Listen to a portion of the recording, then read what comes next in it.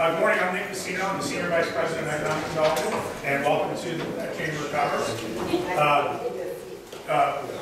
Gwinnett Chamber of Commerce has an initiative called Partnership Gwinnett, which is the community and economic development initiative that funds our community's economic development efforts, and that's, again, is Partnership Gwinnett. So Partnership Gwinnett is a strategy that started in 2007, and that is, we're now in our 7th year of Partnership Gwinnett, and this is the initiative that funds community and economic development.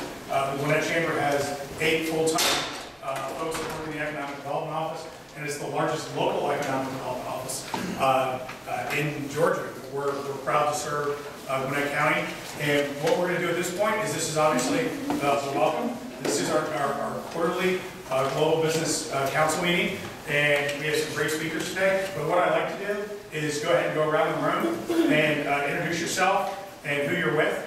And I don't want to set the alarm off, but you can say one thing as long as it's no more than 10 seconds about something you do. But I will have a buzzer. There's actually an electric shock underneath each one of your seats. I don't want to release it, but I'm happy to do it if you don't follow the rules. So, Julie, would you like to go first? Good morning, everyone. My name is Julia Undintai. I was a Korean Air sales representative, and it's nice to meet you. Julie's one of our speakers today. Good morning, ladies and gentlemen. My name is Sherry Park. I am regional manager of Korean Airline. We're going to present to you about the Korean Air, our service and product, and especially for new aircraft in product. Thank you. Good morning. My name is Rick Hugler. I'm with the Metro Atlanta Chamber. I work with local companies to do business internationally through exports, investments, and partnerships. So I'll be talking this morning about a regional initiative going on called the Metro Export. Good morning. I'm Nancy Gonzalez. I'm Vice President of Development for Corporate Real Estate Management. Thank you for not standing up. It's one of the more difficult things I find myself having to do nowadays. I'm Don Day of the U.S. Department of Commerce with the U.S. Export Assistance Center, and we help American companies export, and I'll be joining Rick in a little bit.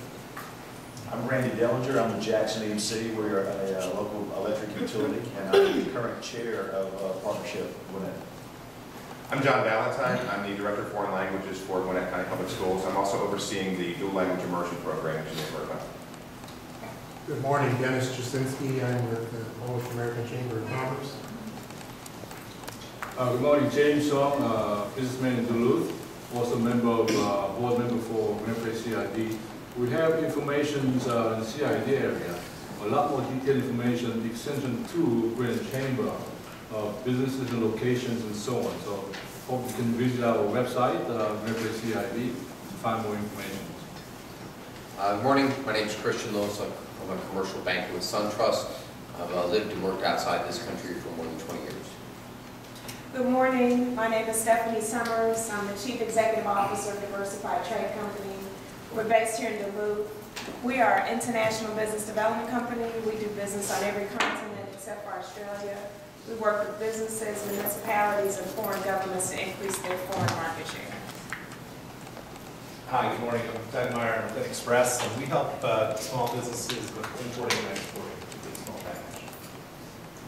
Hello, my name is Cheryl Clark. I'm with Georgia Gwinnett College. I work in the International Education Office. We used to mess with UT, take care of all the financial needs for our clients and prospects. Just want to mention, we had a situation with Partnership Gwinnett a week or so ago. Our company potentially coming to Gwinnett County. We were able to connect to Nick and his team, and they got, within 2 days, someone Chinese speaking who could handle all the needs of this client. So great job, Nick. Thanks. Ryan, one of speaking commercial insurance. My name is Bill Hood, and I'm with the CPA firm of Carr, Riggs & Ingram. We're the second largest CPA firm based here in the South. And we have a significant international practice of which we work with directly with the Metro Atlanta Chamber on the Atlanta Metro export plan, which is going to significantly help the Atlanta Metro area. Good morning, everybody. My name is Glenn Park. I'm with Global Brokers. We provide real estate for commercial and residential as well.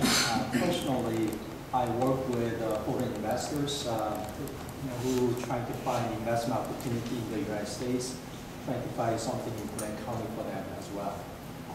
Thank you. Nice to meet you all. Robert Long, Economic Development Director, Gwinnett County. I'm Stephanie Garcia. I work with Gwinnett Technical College with the English as a second language and other languages. Good morning, Jenny Westman. I'm a commercial real estate broker with the Bulgari, specializing in investments and sales. And also I'm a board member of the Korean Task Force here in Duluth. And then Duluth Business Association as a Korean American Chamber of Commerce. Jim Johnson, JMS Consulting. We're hired by foreign companies to export products to the world. Good morning. I'm Steve Humphrey. I'm with Partner Tech. I'm the Business Development Manager here in North America.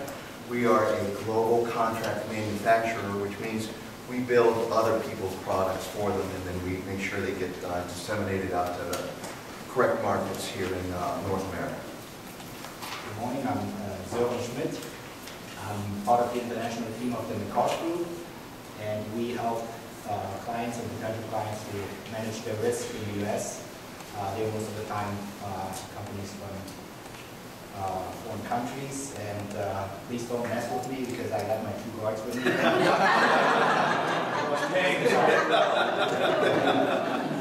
Good morning, I'm Chris Justice with Gwinnett County Police Department. I'd just like to add that in May 10th, we're going to have a multicultural festival over at the Atlanta Trade Center in Norcross. A lot of the major businesses in the community are going to be represented. It's a chance for us to reach out to the different business and the different communities and just come together. Right now, they're still putting together a lot of the different events. The only thing I'm familiar with is that we do have a Korean dance troupe that's going to be there at this time. But thank you for having us. I'm Officer Shane Kelly. I work out of the West Precinct down on Jimmy Carter Boulevard. I also do the crime prevention, community relations for that precinct. I also want to offer out to all the businesses that we have represented that Officer Justice and I can come out to your businesses or clients' businesses and complete commercial security surveys on the properties, no charge. We come out, we look at anything and everything, inside, outside, provide a nice report up for you guys to where you can see where there might be deficiencies in your security on the interior or exterior.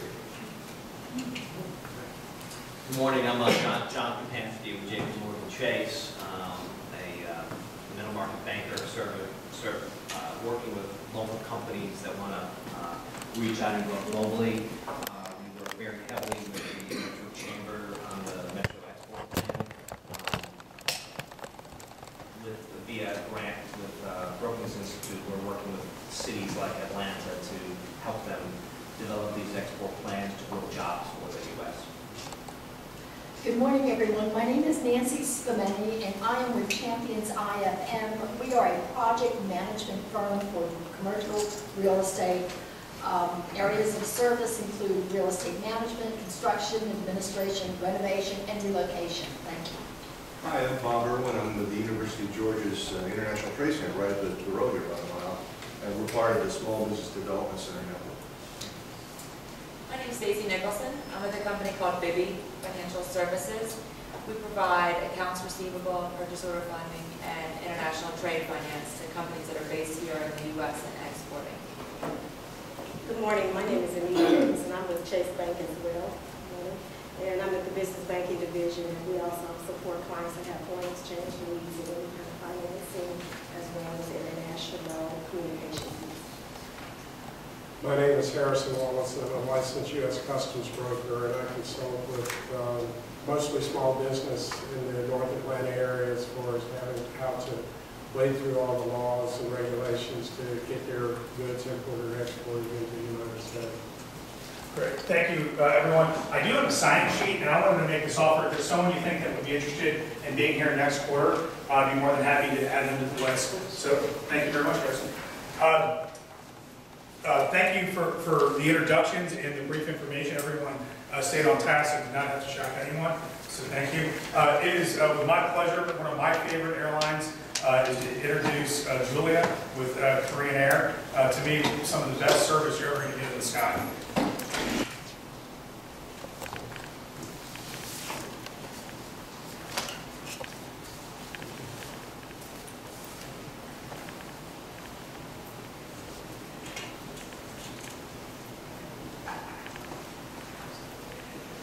Good morning, ladies and gentlemen. My name is Julia Tsai from Korean Air, and I'll be speaking about Korean Air schedule, product, and service. But before I talk about it, I just want to tell you how much I love Gwinnett County. I live in Cobb County, about 15 minutes drive from here. But I buy groceries here, and I dine every weekend, and even all my doctor's offices are in Gwinnett County. The majority of Koreans and Korean Americans living in Georgia choose Gwinnett as their place to live, work, and plan their futures. Not just for a Korean community. Gwinnett County is luring many international corporate office and headquarters, and I'm sure it's the outcome of your ceaseless effort to county development to attract us in. So I give you a big applause. And I encourage your next upcoming global mission to South Korea to be successful. And Korean Air is honored to serve you as the bridge and first stepping stone to your successful mission to South Korea.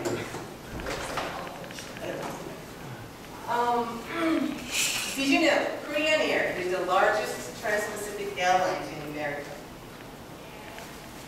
We have 117 weekly flights from America to Korea. I have one question. Does anybody know how many flights Korean Air operate between Atlanta and Incheon in a week? Anybody? 10. Okay, who said 7? And who said 10? Okay, so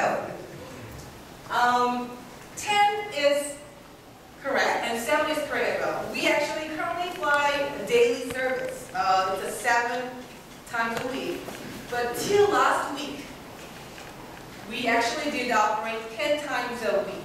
So from this week, we actually decreased frequency to 7. So 7 is right, 10 is right, I guess. So to extend our even stronger network, we are actually launching daily new nonstop service between Houston and Incheon starting May 2nd, 2014. This extensive network is no exception in intra-Asia route. We fly to 23 cities in China. Major cities such as Shanghai, with codeshare flight combined, we do fly 10 times a day between Shanghai and Incheon. We also fly 15 cities in Japan and 25 cities in Southeast and South Pacific. Let's say you're going to Beijing for the business trip. You arrive in Incheon Airport, now you are waiting for your next connecting flight. What do you usually do during the transit time? After 14 hours of long flight, you probably just want to find a comfy chair and relax. But when you transfer in Incheon Airport, I recommend you not just sit back and relax because you're missing out on many great transfers service. Do you want to, for example, do you want to freshen up yourself before you arrive in Beijing? Yes, you can. We have free shower service. It's free of charge. And relaxing chair will give you the maximum relaxation at no cost. And free Wi-Fi and free tablet rental and free internet zone will connect you with your work and with your family conveniently. How about get yourself out of the airport and try something different outside? Sure you can. Incheon Airport offers free transit tours depending on the length of your transit time, from 1-hour temple tour up to unlimited time of self-tour. If you have longer than 9 hours of layover in Incheon Airport, we Korean Air provide 5-star complimentary hotel. Let's bring on this transit time next level. There is actually Inha International Medical Center right next to Incheon Airport. There's a free shuttle. They have about 20 different transit program, medical programming, and those services are very short. For example, there is 30-minute Botox injections. There is 1 hour eye exam, scaling, whitening, the brain MRI, the ultrasound. There are many different programs. So these are not the free. This, the price is reasonable compared to the price in the US. So please check that out. For those who joined the South Korea mission this May, why don't you all arrive early at the Incheon airport and try some different exciting facilities such as Korean Culture Museum. There are about 5 different cultural experience centers. Garden. There are 5 different gardens around the airport. There is ice skating rink. There is movie theater. They have mini concert. They have fashion show. You name it, they have it all. Incheon Airport was, last month, Incheon Airport was voted #1 in airport service quality. But don't be surprised yet, because it was Incheon Airport's 9th consecutive year to be voted as #1 in airport service. Singapore Changi Airport seems to be the history of being the best airport. It used to be, but not anymore. So now you are using the best connection with Korean Air. You have best facility in the Incheon Airport. But still, for business traveler, what is the biggest concern? It is the seat. Is it lie flat? Does it have angle? In most of US routes, Korean Air installed flat back seat for first class and business class. And of course, in Atlanta route, we are offering these back seats. New economy seats are also designed to provide more space. Last September 6th, Korean Air was on the front page of the Atlanta local newspaper. Does anybody know the reason why? 380. Okay? So oh, yes, the other one. So, yes, it was 838. Was it? Sorry. No. Oh.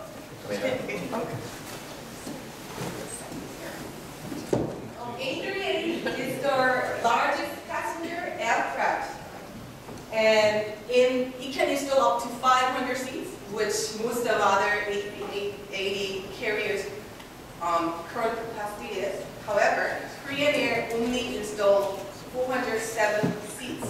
That's the least number of total seats installed among 838 operators, meaning each seats are very spacious.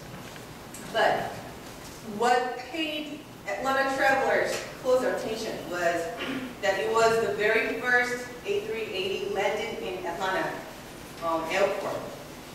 City of Atlanta spent so much time and money to widen the runway and taxiway just to accommodate this jumbo aircraft. And it was a historical moment for both the City of Atlanta and Korean Air. Now, this picture shows, this is actually the first day of A380 landed in Atlanta Airport, and the City of Atlanta, they congratulate and celebrate with the water cannon. Few other features about Korean Air A380. There are 94 plastic stickers. It's a business class seat installed in the entire upper deck. It's a A380 is a double. It's got two decks. So entire upper deck is installed with a business class seat. Korean Air A380 also has 2 lounges. One exclusive for first class, the other exclusive for business class lounge. So in the lounge, you can mix drinks on your own and chat and relax with your friends and family. Located back of the main economy cabin, the main deck, duty-free showcase is a very unique feature that no other airlines have ever tried.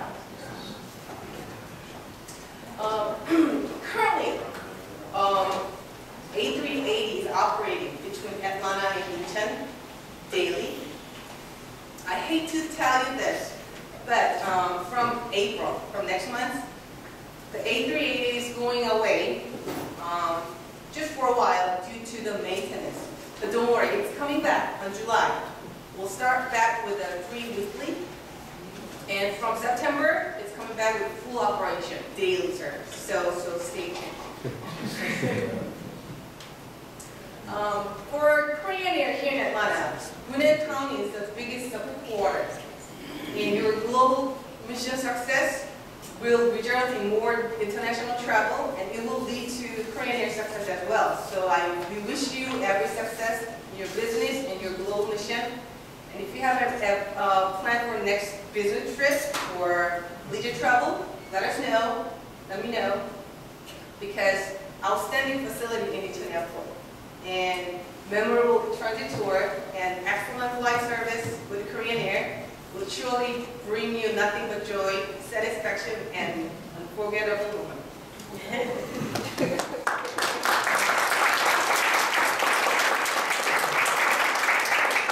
Show of hands, how many people have flown on Korean Air? I mean, I know I personally probably have maybe a dozen times, and the experience has been exceptional every time.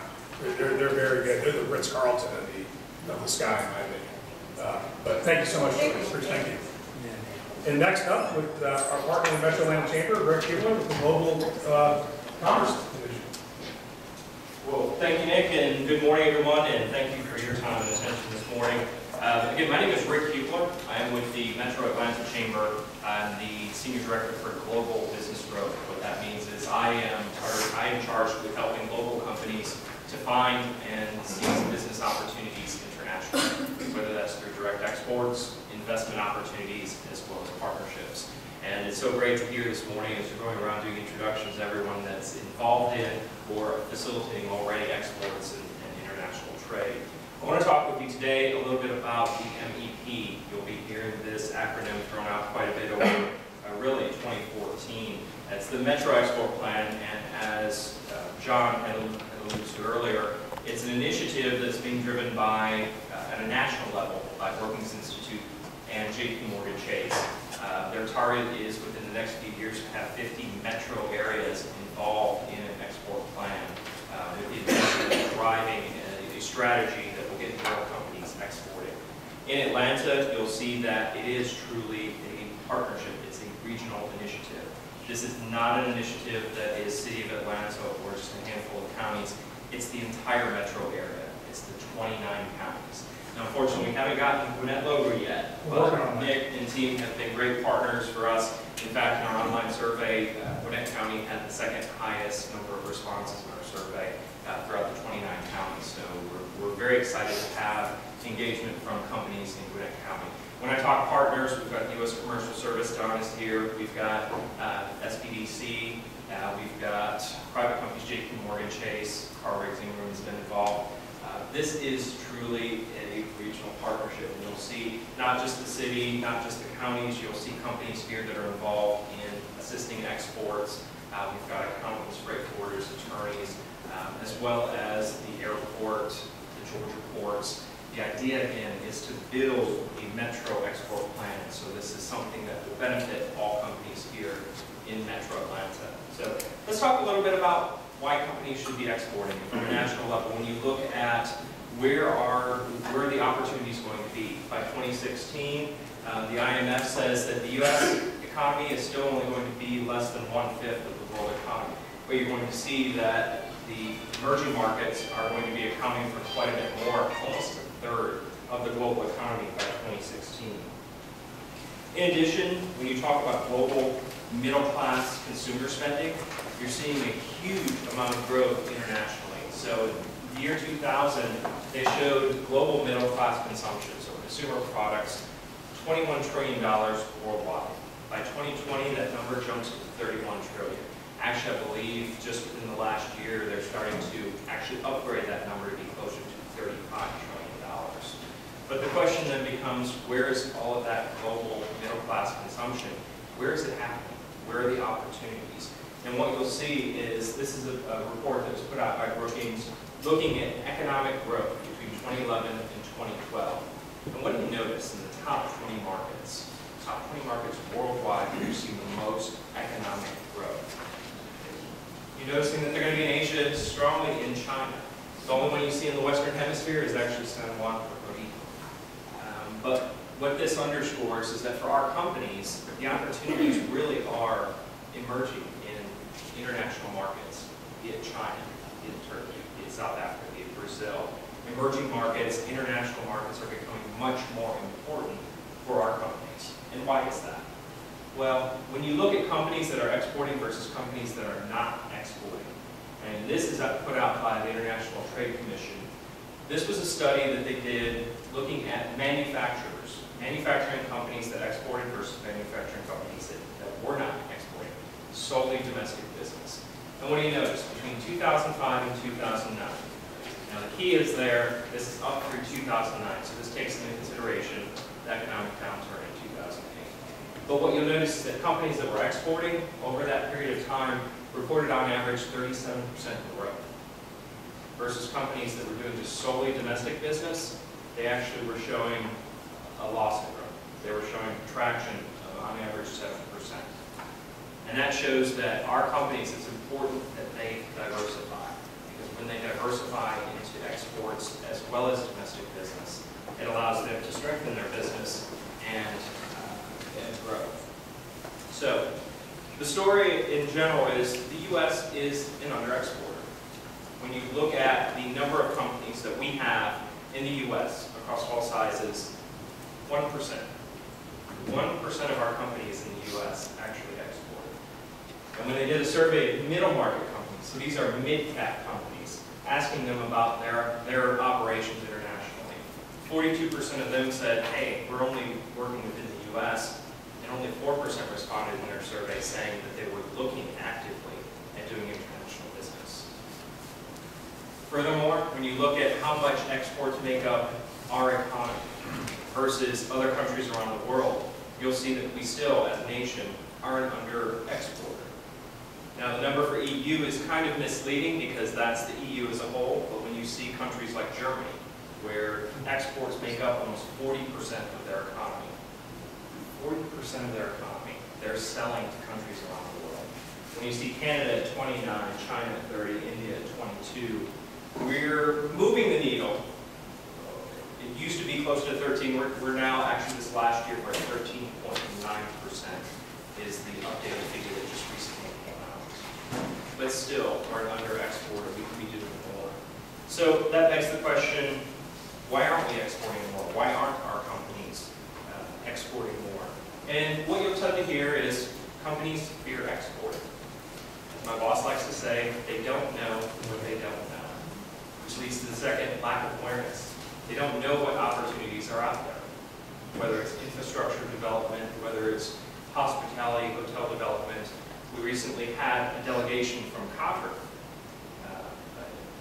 They're going to be hosting the 2022 World Cup, much to our chagrin, because we wanted it here in the U.S. in 2022 and in Atlanta. But they're going to host the World Cup in 2022.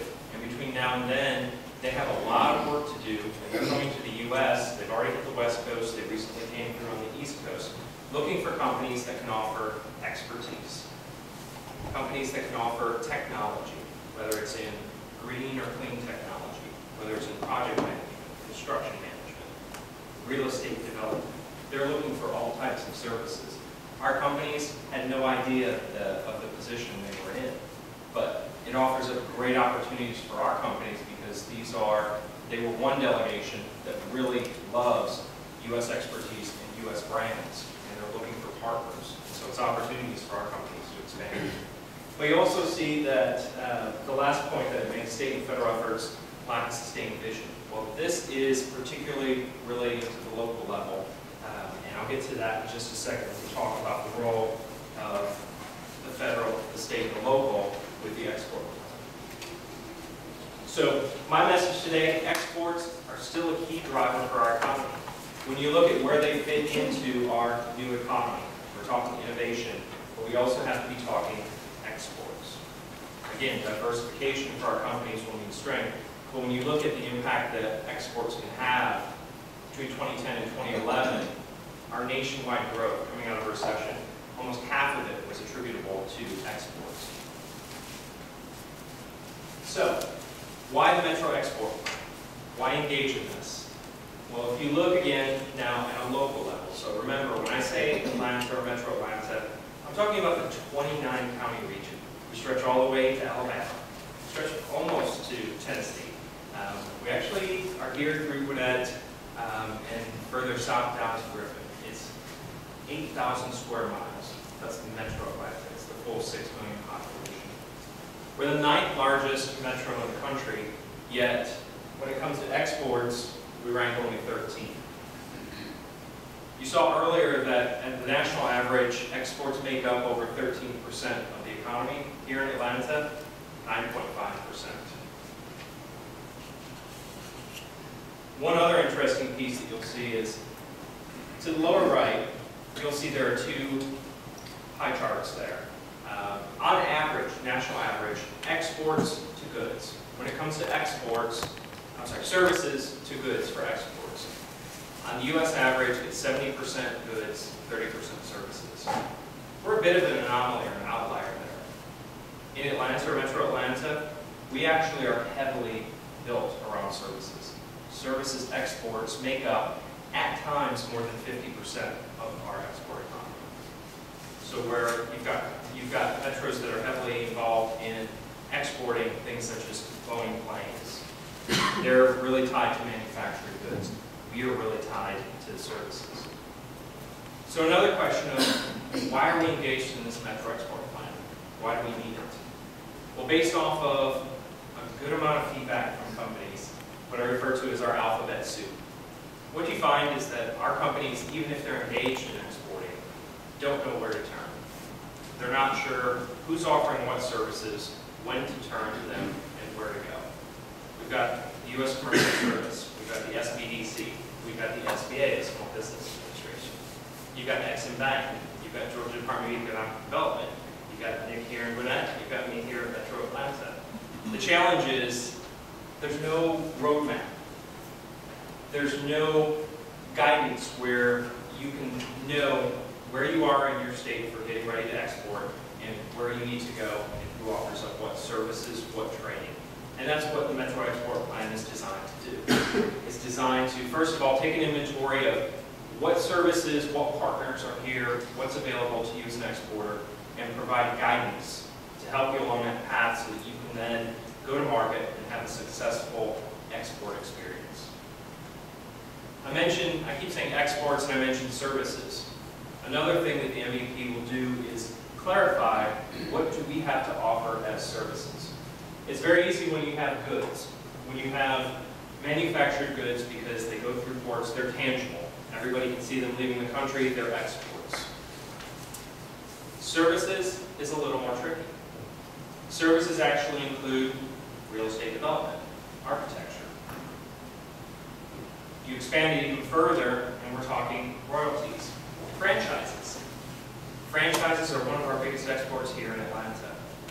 We have all the top quick service restaurant franchises. They're all here. Another one that people don't realize, travel and tourism. Travel and tourism actually makes up our single biggest export segment. Whether services or goods, travel and tourism accounts for about $3.5 billion to our economy on an annual basis. $3.5 billion from visitors who are coming for conferences, they're coming for sporting events, they're coming to visit family. Every dollar that they spend here is an export. Higher education is another. Our local universities and colleges. We're pushing them to become more international because every foreign student who comes to their university, everything that they spend is an export. But furthermore, we're also encouraging them to expand their horizons to research. Research and development conducted with foreign companies here is another export. So we're changing the definition of what are exports, and we're changing the mindset around that. Now, I mentioned earlier, when you talk about a lack of sustained vision at the federal or the state level, what it means is when it comes to the local level, we do not have that set strategy. At the federal level, you have the U.S. Commercial Service with their resources, and you have their focus of working on legislation at the federal level, free trade agreements, which thankfully we have with Korea now. At the state level, you'll see our Georgia Department of Economic Development does a great job, but they have a small team that has to cover the entire state. So enter the local level or the metro level. The Metro Export Plan drives that strategy at the local level so that local chambers, local economic development agencies have the tools, the resources to help our companies at a local level. We've got the most engagement at the local level, and now the idea is bring in the resources and then effectively that roadmap. That roadmap where companies need to turn, how they need to proceed, how do they be successful at exports. It's all part of a bigger picture. In fact, what you will see with our efforts around the Metro Export Plan, this is just the first phase. The Metro Export Initiative is phase one of what's called the Global Cities Exchange, which is that cooperative program with Brookings and JP Morgan Chase. It'll start focused on exports. It'll continue with FDI by 2015. And then you'll also see a focus on global skills, building global talent. But it all fits into the bigger picture. Exports and FDI are together. Skills, innovation, products and services, infrastructure is another key piece. What makes Atlanta so appealing for companies not only to locate here, but to export through here is our infrastructure, whether it's the airport, the highways, the roads, the railroads, the seaports. We have incredible infrastructure already for our companies to export. In fact, Savannah actually has more export business than they have import business coming in. But we need to continue to invest in that infrastructure and get more companies leveraging it, using it, and understanding its importance. A little bit about the timeline. We actually kicked off the MEP late last year at the Global Connect event. We conducted an online survey, and as I mentioned quickly earlier, our online survey, Gwinnett County had the second highest of the 29 counties for response. So where do we stand now? Right now, we are in what's called the market assessment. So we've gotten responses from the online surveys. We're doing one-on-one interviews with companies now to do a deeper dive as to what are the opportunities you see as an exporter or a company assisting exporters. What are the challenges you're facing, and how can we help? And all of this will be pulled together alongside a lot of data from Brookings, from Census Bureau, from Commerce. And what we will have is a new strategy, the export plan, by summertime. But that's really just the beginning, because once we have a strategy in place, we'll also have an implementation plan that will come later in 2014, as well as a policy memo in 2014. So, what's in it for you? How do you get engaged? Again, this is all about developing that roadmap for our exporting companies, and even for our companies that haven't thought about exporting. We want to provide them the resources, the tools, and the contacts, where to go, when to go to them, how do they find them, how can you help? Right now we're in the one-on-one interviews. I'd love to schedule interviews so that our steering committee, which are about 20 on the steering committee right now, we're divvying up the interviews and conducting them across all 29 counties. We'd love to schedule interviews if you are an exporter, or if you're not an exporter. If you are an enabler, which is a company that provides a service for exporters, we'd love to get your feedback. What are your perspectives? What services do you offer? Where do you see the challenges? That's how you can get involved. We're conducting interviews throughout the next month. And so, again, I'd love to get interviews scheduled with as many of you as possible. So catch me after the meeting today. Again, this is a regional initiative. It's the full 29 counties, representation from the federal, the state, the local levels in government, as well as the corporate community. It's a regional initiative. This is not just City of Atlanta. It's not just 10 core counties. It's the full metro. My contact information, you also have handouts with my phone and my email. It's the best way to catch me. It tracks my smartphone, and this is an incredible program, an incredible initiative. Like I said, there'll be 50 metros that will go through it within the next few years. 12 that went before us, we're number 13, and we're very excited that we'll have the plan together by the end of 2014. So that's my formal presentation. I'm going to put him into a little pain here and ask Don May to stand up. Join me. Any questions that you have, either about the plan or about exporting. You know, one of our biggest challenges is just getting people to talk exports. And it's not just indicative to Atlanta. We found that in every metro that's going through this, the conversation around exports just did not exist. And now after they're going through MEPs, Portland will tell you that their media anxiously await export statistics, export reports, like they're watching the stock market. So we need to change the conversation, get people talking exports, get people understanding exports, and get them engaged in exports. So, thank you, and if you have any questions, Don and I would be glad to respond. Okay, thanks, Rick. Let me start by saying, first of all, Nick, thanks for the invitation. It's really exciting to come out here to Gwinnett. I mean, you guys are so cool out here. You got the beautiful facility, and there's so much going on. And just by way of context, personal context, I was here, I left about 22 years ago and went overseas courtesy of Uncle Sam and my organization. And when I left Atlanta, it was before the Olympics. It was still in the let's try to get the bid stage. And it was a fantastic thing to watch because we had all of these different groups of people and organizations that got together to win the Olympic bid. And a lot of things obviously had to happen for that to take place. And I think at the time, Atlanta was trying to convince itself that it was a cosmopolitan city, and it was the metro area was cosmopolitan and all the rest of it.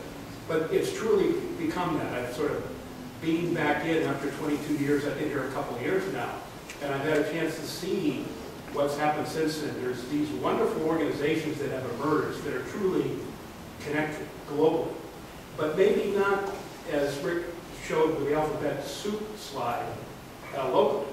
I mean, they've got a lot of great things going on and so forth. So I think there is significant room to get together, particularly on a focused initiative like this.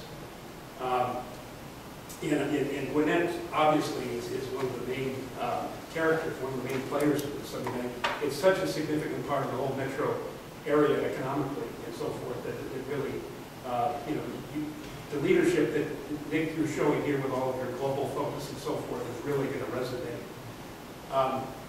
And just from a sort of professional context, with the U.S. Department of Commerce, we have a U.S. Export Assistance Center here. I've been fortunate enough to come back for a 2-year assignment here to run our center. We have the U.S. Export-Import Bank, the Small Business Development, Small Business Administration with us, or export finance experts. We, until recently, had the Small Business Development Center with us, but they're just next door. And so we have our own little partnership going there. But my organization has offices in 100 cities in the United States. We're also in 72 countries overseas. I'll be going back overseas in June to run our operations out of for Africa, out of Johannesburg. I'll be going back to Johannesburg, where I served in the mid-90s. But I have to say that I've been in this export promotion business since 1985. And I have never seen an opportunity like I think this Metro Export Plan really provides.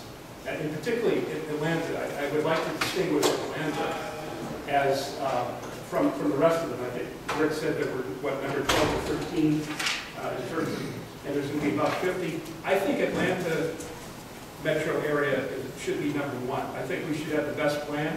I think we should have the most productive plan. Because I think all the ingredients are here. I think with Ed Chamber and other organizations that are dynamic out there doing the business, once everybody gets together in a more focused way, and this Metro Export Plan is that framework for that, then the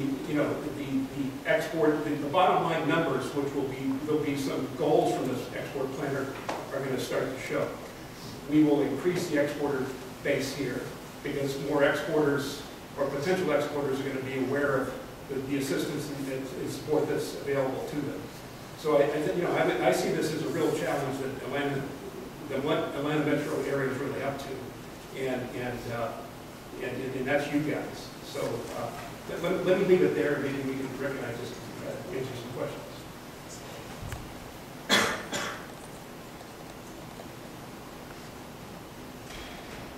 Right. We did a what we'll call a trade summit mid last year, and we brought a lot of the great alphabet soup folks out to talk about. You spoke as well, and SBDC was there, and Kathy Falls was our keynote speaker, and we had 95 people who filled out our education room, and we asked for surveys. We asked for people to give input after, and the input was very, very clear. They wanted, it was, I wrote some great notes down. I mean, it's just simply, you're right. Our biggest challenge is not mainstream. And what all the companies said was, we want to hear in our next one, which we're building this year, is examples of people that both were successful and then people that made mistakes along the way. Because you learn a lot more from the mistakes. And so I think there's this, when you start, you can't deny the facts. Right. When you showed 37, between 2005 and 2009, 37% growth, versus I go to export 7% loss. Yep. And I think 2005, 2006, 2007, those were pretty good years for a lot of companies. This for an action item, this is my question. So the clear action item for anybody in this room is email you with a company in Metro Atlanta that is currently exporting, and then any service providers to export companies. Contact you, correct? That's the ideal, and then you want to set up. You'll make a decision if that's somebody you want to interview. Right. Okay. But just a prime example, actually, it's a great Gwinnett company here, At Edge Water Technologies. If anybody knows Rich Cavagnaro, he's been a great partner of ours. We've been parading him around. He's talking the export story. Water filtration technologies. Exports now make up about 45% of their annual business. And he's great. Rich will tell you the good, the bad. I hate to say the ugly. He's experienced a lot on international business, but he still pushes forward and he still champions it. I'll tell you, it's the way to go. They're up with you for 2 years. He's been a great champion as well for not just MVP, but exports in general. But again, remember, an export doesn't have to be a goods. It can be services. Again, from software licensing, franchising, higher ed. Those are all exports for us. I know from personal experience that many of our engineering and architecture firms that obviously struggled from 2008 to 2011, if it wasn't for their international practices, they would have been underwater. Yeah. They would have not made it. And some of them literally, in that downturn in our economy, literally grew their revenue to record highs because of international opportunities. Right. Yeah, I've seen the same thing in our architectural firms in particular. Engineering, construction, weren't as aggressive, but architectural firms went international big time in China. TDS, Greenberg Farrow, which went to China, they just announced they're opening up an office in Shanghai this last summer. When you look at the big growth areas, China's been a big area for growth. The Middle East has been a big area for growth. Architecture becomes a little more difficult. Certain markets offer up different challenges. They've all been eyeing Brazil, but because of tax laws and just the way of doing business in Brazil has been a real challenge. But going back to the MEP is, when I say it's a roadmap, there's a time and place that companies will engage with commercial service or the Georgia Department of Economic Development. But before they're even ready to go with them overseas to seek out clients, there is a lot that still needs to be addressed. Financial strategies, marketing strategies, supply chain strategies, just general business plan. That's where we hope that the MEP, based on feedback from our companies, from our service providers, will help us draft a beautiful roadmap. And believe me, this is the holy grail that we're hearing from all the other metros as well. It's really developing that roadmap that will help companies say, here's where I am. I want to go internationally. What are the things that I need to address before I'm ready to go? Because I can guarantee you there are so many companies out there that think they're ready to go to China, think they're ready to go to Korea, think they're ready to go to Brazil, and they're not. And the last thing we want to do is see them jump at it and fail and then decide, nope, exports are the wrong way to go, and never go back. I was at the seminar the other day in Atlanta talking about the MVP, right? I think the two of you all were there. I was late and I left early, so I missed some parts of it, but there were some speakers there, I think from other metro cities that had done a similar plan with Brookings. And what I missed, and what I'm hoping that maybe you can kind of answer for me and tell us is, after this export plan is developed, what exactly will be the end result? I mean, will it, because you're right, I mean, there needs to be some collaboration between all the different entities from the federal, the state to the private sector that help individuals know when they're export ready. So I mean, will the plan basically consolidate these services into one and let people know this is where you'll go, or is it going to basically just be market research? I mean, what exactly is going to be the end product? Well, it starts with market research. So that's the market assessment we're doing now. It's the online surveys, the one-on-one interviews, plus the data. And we're getting data from everyone, from the Convention Visitors Bureau, from the airport, from the ports, from Brookings, from the Department of Commerce. Trying to crunch all the numbers and all the information and say, okay, what are the best areas for us to focus, which sectors, which markets, but what will come out of this, we honestly don't know yet if it will translate into, is there a new agency, is there, from the implementation standpoint, that's still yet to be determined. Now, what we do know is that this is designed to create a strategy which says, okay, if we see that we've got lots of firms in architectural, construction, engineering, as well as other services that really lend toward what's now the green tech or clean tech economy, then we create a focus there. For instance, Portland, that's exactly what they discovered. So they created a whole new branding effort called We Build Green Cities. And they've taken it around the world. And they've taken their companies to Japan, where they've had standing room only sessions, because they've built that knowledge, they've built that brand where they're the experts in not only designing LEED certified or eco-sensitive buildings, but also they've got the companies that do everything from water conservation, energy conservation, you name it. And they built it into an incredible brand. Their next step is they're actually going to build another brand around sporting venues, around the sports industry, because they've got Nike and everyone that's so this will basically kind of tell Atlanta and the surrounding areas, the 29 counties, what the focus maybe needs to be for. That'll be part of it. But then the second part, which is where that alphabet soup comes in, is really telling companies, where can you go? How do you proceed so that you can have a successful export experience?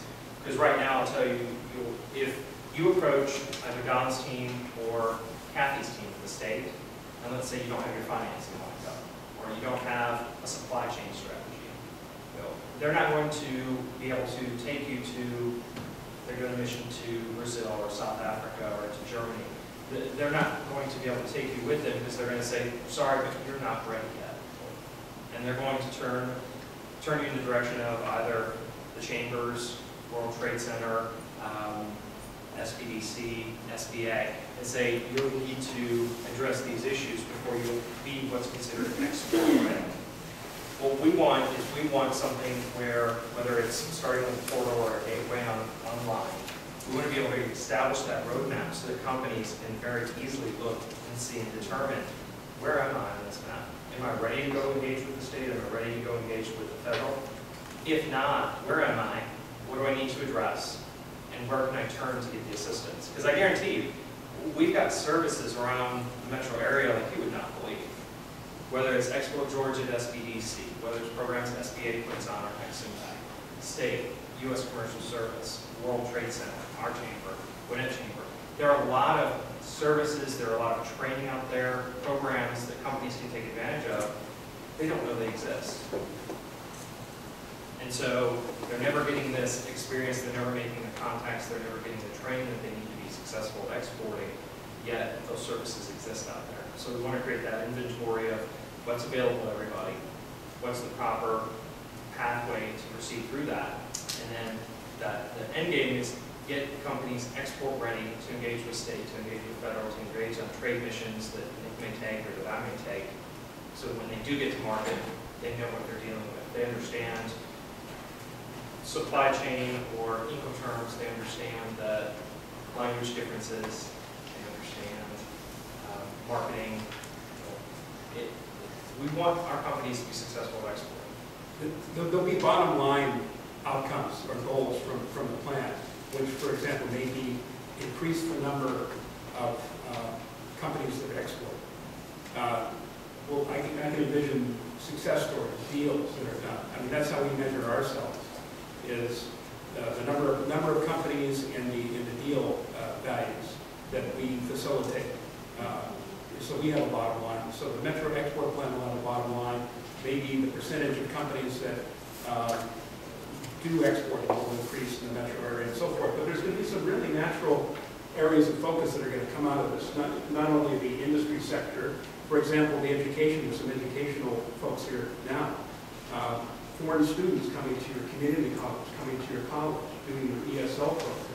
That's an export. You may not be aware of that. You may not be aware that there's a network that you can plug into which will facilitate that. Atlanta also naturally can brand itself in a number of different areas. Here in Gwinnett, of course, you have a very significant Asia focus. One of the things that we're doing is we're trying to brand Atlanta as a center for doing business with Africa. It is a center for doing business with Africa, but it doesn't really have that name recognition like Miami does for doing business with Latin America. So we have a number of things going on, including a nationally included Discover Africa event that we're going to do here in Atlanta in November. But this is in conjunction with the mayor's proclamation that this is the year for Africa and so forth. So these are the kinds of things that are going to naturally come out of the plan. What are the competitive advantages that Atlanta has? What are the strengths and so forth? Where should we focus? So all of this is going to come out, but there is going to be bottom line focus results from the plan. I think Nick's ready there with the button to shot us. Yes, in the card. Right. Gentlemen, thank you so much. Don, thank you. Yes. Okay, we'll do a signing ceremony. Be very international. Thank you very much. That was incredibly informative, and I know that a lot of people have ideas, and we'll be emailing Rick and Don about potential companies for them to put through the interview. Are you still, is the survey closed at this point? The survey is closed. Okay. We're still doing the interviews. Still doing the interviews, okay, great. So next on the agenda is obviously just a little opportunity for us to share with the council what the Gwinnett Chamber, the Gwinnett community is up to. And we've got a couple things I want to share, but we're going to start off. I'm going to introduce Dr. Dan Kaufman, who is the president and CEO of the Gwinnett Chamber in the back here. Dr. Kaufman is going to talk about a trip that the Chamber hosted back in December to Europe. And Dr. Kaufman, if you'd like to do it from back there, up here, whatever you want to do. Thanks, Nick. Good morning, y'all. Sorry I was late, but lots of meetings. We're delighted that most of you are here. As those of you who have heard my earlier couple speeches know, the philosophy here at the Gwinnett Chamber, I really hate this table. The philosophy here is to think globally and act locally. Now, what does that mean? It means we understand that Gwinnett is an international economic community. We've got over 600 international companies here in Gwinnett County. And so we are actively recruiting around the world to bring business or grow businesses here in Gwinnett County. We're also, of course, part of the Metro Atlanta region. So we're going to play nice with our regional partners, the Georgia Chamber, the Metro Atlanta Chamber, and the Council for Quality Growth, and those kinds of regional organizations, because it doesn't do us any good. We can't solve a lot of these problems ourselves. We got to be an integrated part of the Metro Atlanta region. And then act locally.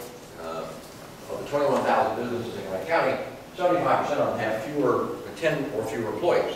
So we're a small business community and also a small business chamber because our membership reflects those numbers. And so we're going to focus on building businesses, small businesses in particular, right here at home. So as part of our sort of global strategy, as you may know, we run a couple of international trips every year. We went to Europe in November, right before Thanksgiving. Nick is leading a team to Asia next month. In May. In May, yeah. And so we are actively out there recruiting folks to come to Gwinnett or add to what they have in Gwinnett. So we went to Europe, Munich, Switzerland, Bern, and then northern didn't see the sun for 8 days. Kind of like weather here. But we visited about a dozen companies, all of whom have some kind of operation here in Gwinnett County. Mostly sales and marketing offices. Okay, this is, as they refer to it, their North American headquarters. They call it Atlanta, we call it Gwinnett County.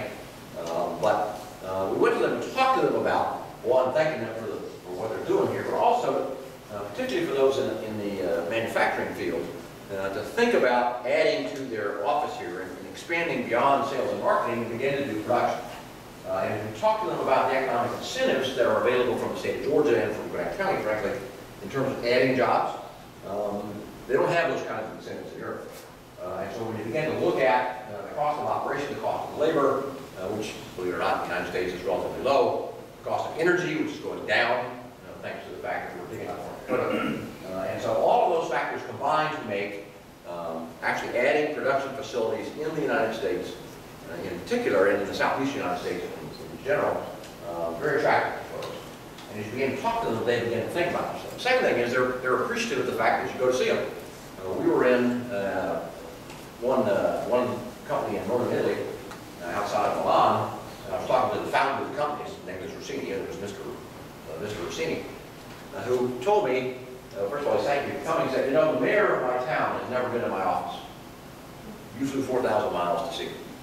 I appreciate that very much. And so as we talked about what they could do here and educated them on some of the economic incentives available, he looked at me and said, we don't have that kind of stuff in Italy. So they're now beginning to think about adding production to their sales and marketing office here. Hyundai is a classic example, which is down in Norcross or Peachtree Corners, depending on which side of the street you're standing on.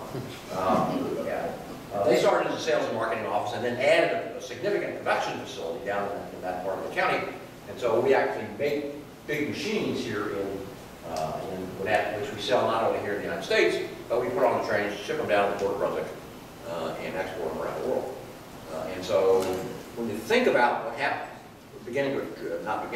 continuing to attract international businesses to the metro Atlanta area, it really is an engine of growth. In fact, if you look at the economic predictions, and I've looked at these particularly from European producers, they have concluded that the United States, like I said, the United States is going to be the manufacturing center of the world, primarily because of low-cost energy. As we become energy independent, and we will be by 2020, and as that cost of energy goes down, with an already low cost of labor, building production facilities in the United States in general, in this part of the country in particular, is going to be very attractive. But I think if we're aggressive about this, we're going to be able to attract in the next decade or so either new companies or expanding operations here in Metro Atlanta.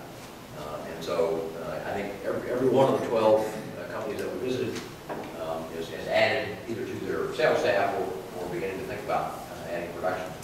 So these kinds of trips are very valuable and an important part of our philosophy and, as I say, thinking globally and acting globally.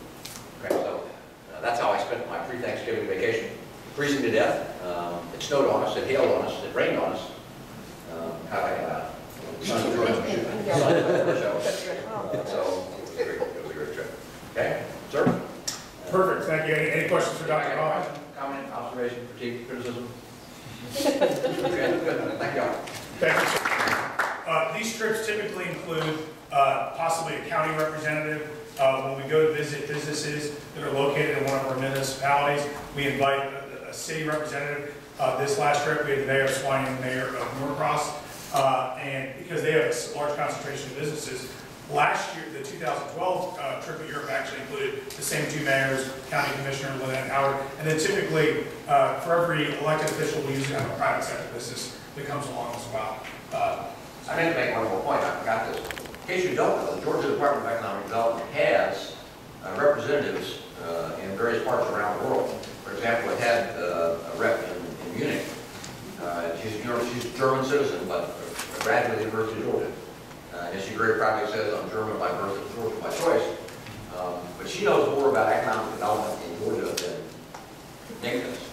Unbelievable. That's impossible.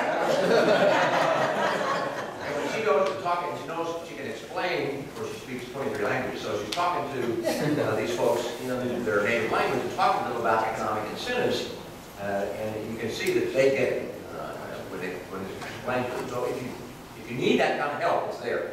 That's what I'm telling you. If you need it for your business, if you don't know who they are, we can help set them up, but they are really a remarkable asset for the state board.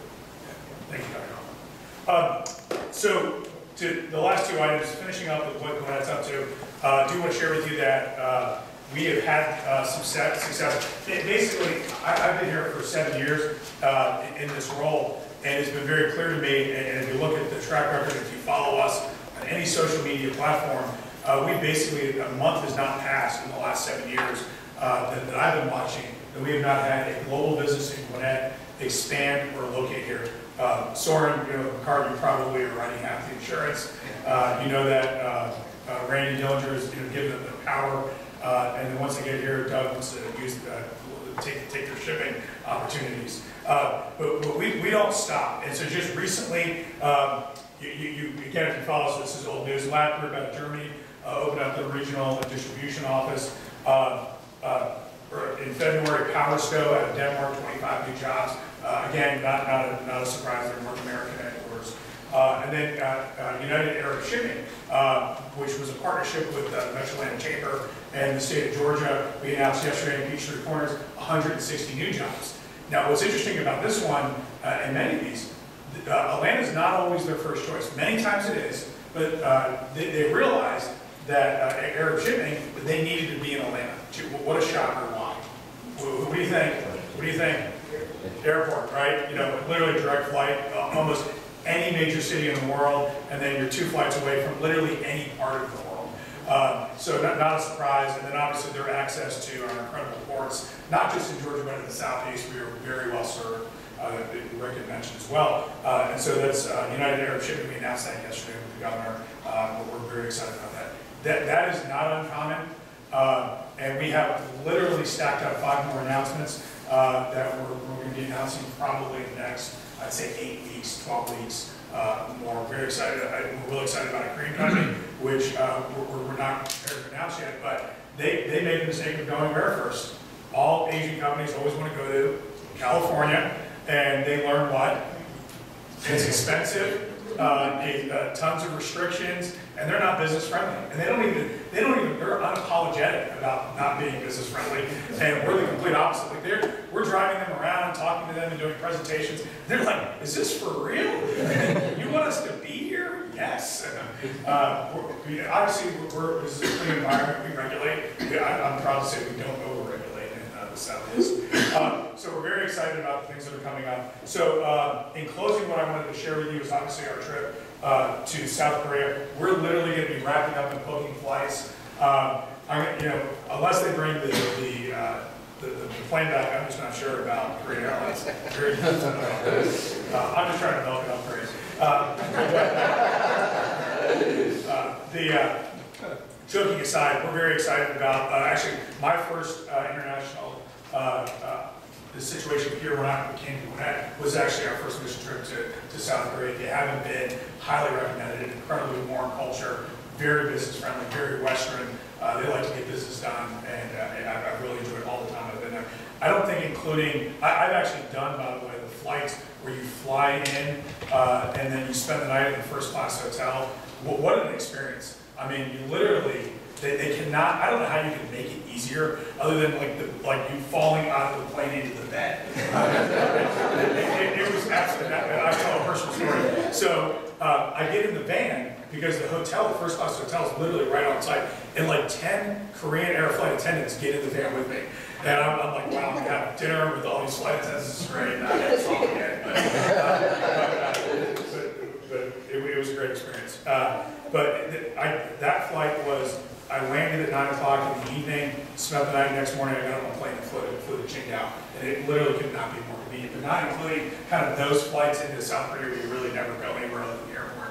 I think I've been to South Korea, Seoul, and whatnot, probably 10 times, and it's absolutely an incredible country. Everyone is Korean descent, and the Koreans should be very proud of themselves. But we are headed back. We're going to visit, first of all, our sister city. And we had our sister city relationship started way before it was cool, way before there was a song. But our sister city is Condown Good, which is a borough of Seoul. Condown style? Come on, I usually get a laugh out of that. Thank you so much. But it was definitely before it was cool. I want to tell you is the mayor of Condown, she actually sent a holiday card last year as the song had like just hit its peak in the end of 2012. And it literally, the card was a silhouette of Psy doing the dance. So I thought that was great because you could do two things if you're the government, right? You could just ignore it or embrace it, and she totally embraced it. I thought that was awesome. We're waiting on a Gwinnett song. Dr. He's putting a committee together to get a song. But we will, literally the same model, the model works, which is go visit existing companies that have chosen Gwinnett.